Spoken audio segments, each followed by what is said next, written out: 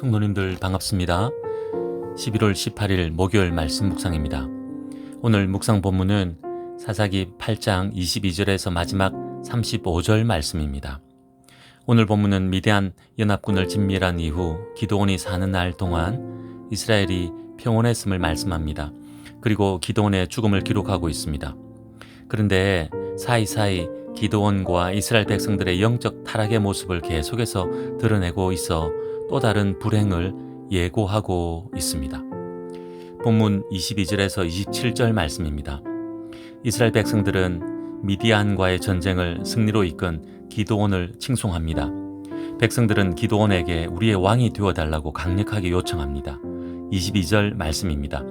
그때에 이스라엘 사람들이 기드온에게 이르되 당신이 우리를 미디안의 손에서 구원하셨으니 당신과 당신의 아들과 당신의 손자가 우리를 다스리소서 하는지라. 이스라엘 백성들은 자신들에게 왕이 없으므로 주변국들로 침략을 당하고 괴롭힘을 받는 것으로 생각했습니다. 그래서 왕을 간절히 구하고 있습니다.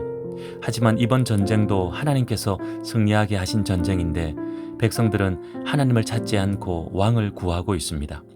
이런 백성들의 요구에 기드온은 분명하게 거절합니다. 23절 말씀입니다. 기드온이 그들에게 이르되 내가 너희를 다스리지 아니하겠고 나의 아들도 너희를 다스리지 아니할 것이요 여호와께서 너희를 다스리시리라 하니라. 백성들의 강력한 요청에 분명한 거절과 왕은 하나님이심을 천명합니다. 귀한 믿음의 고백이요 선포입니다. 아멘인 것입니다. 오늘 본문이 계속해서 이런 믿음의 모습을 보이면 좋겠습니다. 하지만 이어지는 본문에서 이런 믿음의 고백과는 다른 모습을 기드온이 보이고 있습니다. 본문 24절에서 기드온은 백성들에게 탈취한 금을 달라고 요구합니다. 백성들은 기꺼이 금을 바칩니다. 이렇게 모인 금이 1700세겔이나 되었다 합니다. 약 19kg 정도라 합니다. 그리고 초승달 장식들과 폐물들, 값비싼 옷들을 바칩니다. 기드온 자신도 많은 전리품을 취했을 것인데 또 이렇게 금을 요구하고 있는 것을 보면 이번 전쟁에 자신의 공이 크다는 것을 스스로도 인정하고 있는 것 같습니다. 기드온은 이렇게 받은 금으로 금 에봇을 만듭니다. 에봇이 무엇입니까? 제사장의 옷입니다. 아무나 입을 수 없는 옷입니다. 아무 때나 입는 옷이 아닙니다. 하나님 앞에 나아가 제사장 직무를 감당할 때 입는 구별된 거룩한 옷입니다. 우리가 출애굽기 말씀을 묵상할 때 배웠듯이 에봇을 만드는 재료와 모양을 하나님께서 정해 주셨습니다. 아무렇게나 만들 수 있는 에봇이 아니었습니다. 그런데 기드온은 금으로 에봇을 만듭니다. 보기에는 정말 화려하고 거룩하게 보였을 것입니다. 하지만 그 에봇이 이스라엘 백성들에게 기드온과 그의 집에 올무가 되고 맙니다. 본문 27절 말씀입니다. 기드온이 그 금으로 에봇 하나를 만들어 자기의 성읍 오브라에 두었더니 온 이스라엘이 그것을 음란하게 위함으로 그것이 기드온과 그의 집에 올무가 되니라. 오늘 본문은 지도자 기드온도 이스라엘 백성들도 모두 심각하게 신앙이 변질되어 있음을 보여줍니다. 하나님께서 우리를 다스리신다고 믿음으로 선포해 놓고는 또 이렇게 우상을 섬기듯 에봇을 만들고 있는 것입니다. 에봇은 섬김의 대상이 아닙니다. 하나님께 나아갈 때 사용하는 구별된 도구입니다. 하지만 금으로 만든 에봇을 이스라엘 백성들은 신령한 것인 양, 신비로운 힘이 있는 것인 양 섬기고 있습니다. 그것이 결국 우상 숭배인 것입니다. 우리의 모습을 돌아봅시다. 기드온과 이스라엘 백성들이 심각하게 착각한 것은 에봇이니까 괜찮다는 것입니다. 무슨 말입니까? 바알과 아세라를 만든 것이 아닙니다. 에봇을 만들었습니다. 제사장의 거룩한 옷 말입니다. 그러니 하나님께서 기뻐하시고 하나님께서 원하시는 것으로 착각합니다. 하지만 하나님께서 기뻐하시고 원하시는 것은 제사장이 에봇을 입고 거룩하게 하나님을 섬기는 것이요 그 제사장을 통해 백성들이 하나님께로 나아오는 것입니다. 지금 이스라엘 백성들은 금 에봇을 신령하고 신비한 힘이 있는 것처럼 여기고 숭배하고 있는 것입니다. 바알과 아세라를 섬기는 것과 다를 바 없는 것입니다. 지금도 세계 곳곳에서는 이런 류의 우상 숭배가 만연한 것 같습니다. 기독교 성지 순례지를 가보면 역사적인 장소와 역사적인 유물을 신령한 것처럼 신비한 힘이 있는 것처럼 여기고 그것을 만지고 그것에다 기도하는 모습을 보게 됩니다. 가톨릭 쪽은 더합니다. 성당을 신령한 장소로 여기고 성모 마리아상을 신비한 힘을 가진 물건 이상으로 여기는 모습을 종종 봅니다.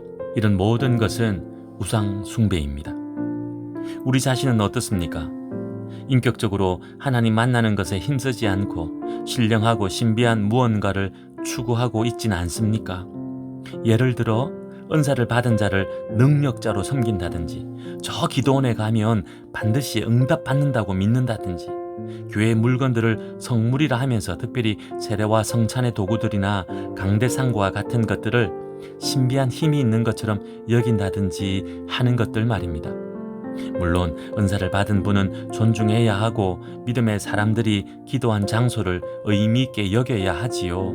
그리고 교회 물건을 소중히 여기고 다루어야 하지요. 하지만 성경의 교훈을 넘어서는 우리의 모습이 있다면 오늘 본문 말씀처럼 우상 숭배요, 결국은 올무가 될 것입니다. 그래서 오늘도 영적으로 깨어 있어 바른 믿음으로 살아갑시다. 마지막으로 본문 28절에서 35절 말씀입니다.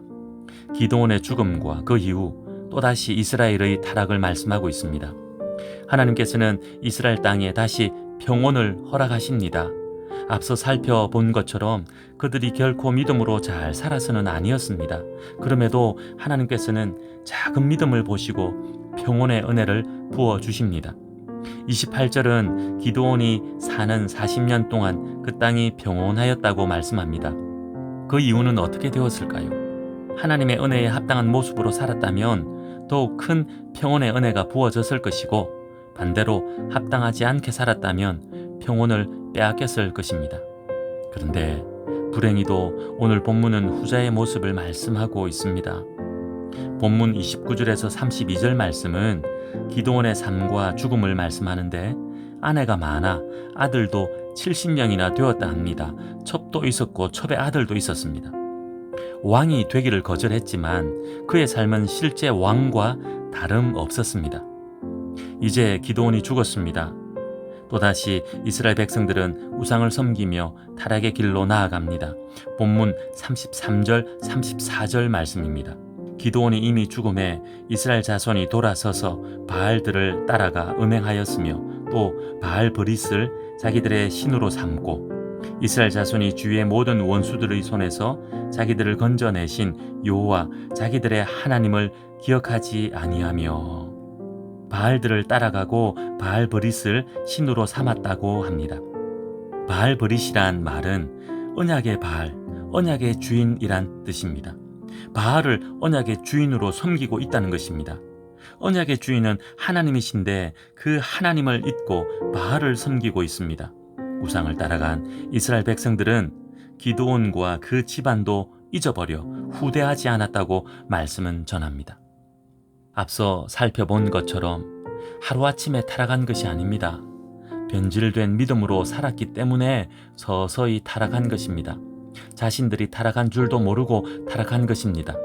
입술로는 하나님을 찾았지만 하나님을 찾은 이유는 그의 말씀에 순종하고 그를 따르기 위해서가 아니라 우상을 찾는 것처럼 자신들의 필요를 채우기 위해 찾은 것입니다. 이 땅의 필요를 채워준다면 그것이 무엇이든 상관없습니다. 그래서 이 땅의 것을 약속하는 바알을 언약의 주인으로 섬기고 따르고 있는 것입니다. 그것이 멸망의 길인 줄도 모르고 말입니다. 우리는 우상 숭배하지 않는다고 결코 쉽게 생각하지 맙시다. 형상을 새기고 그것에 절하지는 않지만 하나님을 섬긴다 하면서도 우상을 섬기는 것처럼 섬기고 있지는 않은지 돌아봅시다. 하나님 복 주시는 분이시지만 이 땅의 복을 위해서만 하나님을 찾고 있지 않은지 돌아봅시다. 하나님 말씀에 순종하여 따라가기보다는 나를 위해 하나님을 찾고 있지 않은지 돌아봅시다. 반복되는 우상 숭배와 타락의 길을 가는 이스라엘의 모습이 나의 모습은 아닌지 잠잠히 돌아보아 다시금 하나님께로 나아가는 우리들 되기 원합니다. 기도하겠습니다. 하나님 아버지, 오늘 말씀을 통해 바른 믿음이 얼마나 중요한지 알게 해주셔서 감사드립니다. 바른 믿음으로 서 있지 않으면 우리도 모르게 우상 숭배의 길을 걷게 됨을 알게 해 주셔서 감사드립니다. 저희들 붙들어 주셔서 영적으로 깨어 있게 하시고 바른 믿음의 길을 걷게 하여 주시옵소서. 예수님의 이름으로 기도하옵나이다. 아멘. 오늘은 우리 이웃을 위해 기도하는 날입니다. 가까이 우리 성도님들과 우리 이웃들을 위해 기도합시다. 요즘 육신의 질병으로 아파하는 이웃의 이야기를 많이 듣습니다. 육신의 질병과 인생의 많은 어려움으로 아파하고 힘들어하는 이웃들이 있습니다. 특별히 영적으로 아파하는 이웃들도 있습니다. 그들을 위해 기도하기 원합니다. 오늘도 믿음으로 승리하십시오.